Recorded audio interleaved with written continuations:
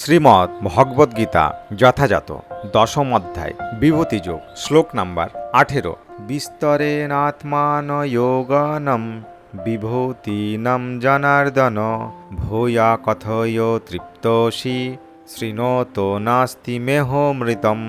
শব্দার্থ: বিস্তরেণ বিস্তারিতভাবে, আত্মান তোমার, যোগম যোগ, বিভূতিম বিভূতি, চ ও জনার্দন হে জনার্দন, ভূয় পুনরায়, কথয় বল, তৃপ্তি তৃপ্তি, হি অবশ্যই, শৃণুত্যয় শ্রবণ করে, নস্তি হচ্ছে না, মে আমার, অমৃতম উপদেশামৃত।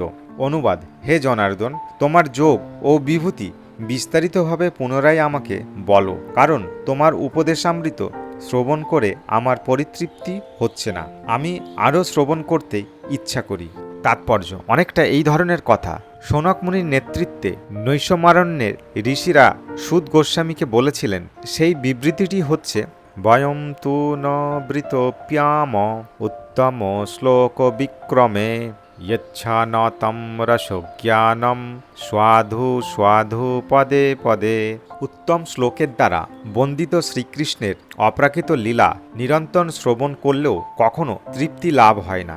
ভগবানের সঙ্গে অপ্রাকৃত সম্পর্কে যারা যুক্ত হয়েছেন তারা পদে পদে তার অপ্রাকৃত লীলারস আস্বাদন করেন।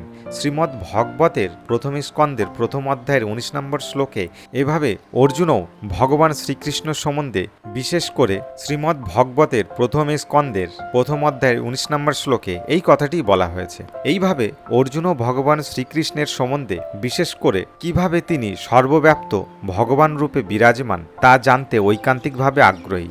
এখন অমৃত সম্বন্ধে বলতে গেলে ভগবান শ্রীকৃষ্ণের সম্বন্ধে যে কোনো বর্ণনা অমৃতময় এবং ব্যবহারিক অভিজ্ঞতার মাধ্যমে এই অমৃত আস্বাদন করা যায়। আধুনিক গল্প, উপন্যাস ও ইতিহাস ভগবানের অপ্রাকৃত লীলা থেকে ভিন্ন।